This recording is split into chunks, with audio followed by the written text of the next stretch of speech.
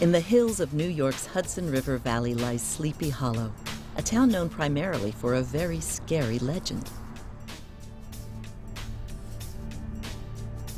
The Dutch came to Sleepy Hollow in the 1600s and started to farm the land. At this old house, you can still see what life was like in the 17th and 18th centuries. You can see farm carts and horses and learn how to cut wood. Although it's a fun place to visit, the town is most famous today for the story of a tall, thin teacher and a horseman with no head.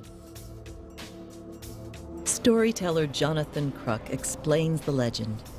Now, dwelling in these parts in a tenant house was a certain schoolmaster by the name of Ichabod Crane. American author Washington Irving visited this area as a youth.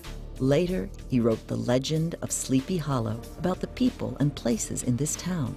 Bill Lent looks after the old Dutch church in Sleepy Hollow. He explains how the story started. Grandpas were the entertainment center around the fireplace in the evening. Bill says the old storytellers created the shocking legend to help keep the kids under control. Bill knows everything about the story and shows tourists where the famous characters are buried. And when he was writing the book, he remembered the name on the stone, Katrina Van Tassel, lead female character in the legend of Sleepy Hollow. In the story, the teacher, Ichabod Crane, rode his horse toward this bridge by the old Dutch church, racing from the headless horseman. Ichabod urged his horse, gunpowder on. Come, come! But the horse needed no further urgings. It took off and headed down to get to that churchyard bridge.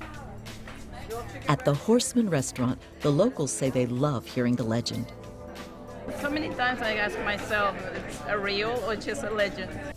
Every year, Sal Tarantino plays the Headless Horseman in the town's Halloween festival. The hardest problem is a real jack-o'-lantern. We've tried that several times. A good-sized jack-o'-lantern with the right candle in it weighs about 20 pounds, and to hold that out on your arm and try to control a horse at 40 miles an hour in the dark doesn't work too well. Irving did not actually write the legend here in Sleepy Hollow, but he was deeply affected by the town, and as an adult returned to live here in this large house by the Hudson River. In the house is a complete collection of books written by Irving, including his famous short stories. Today, you can come to visit Irving's house by train. The manager here says that Irving wasn't pleased when the train first arrived because of the pollution and the noise. When the trains came, things began to change immediately. In 1899, the country's first car factory was built in Sleepy Hollow. The factory recently closed down, but the town is still busy.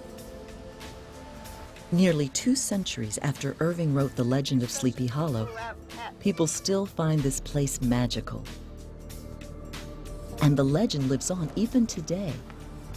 If you listen, The storyteller says that if you listen, you may still recognize the sounds of the Headless Horseman of Sleepy Hollow.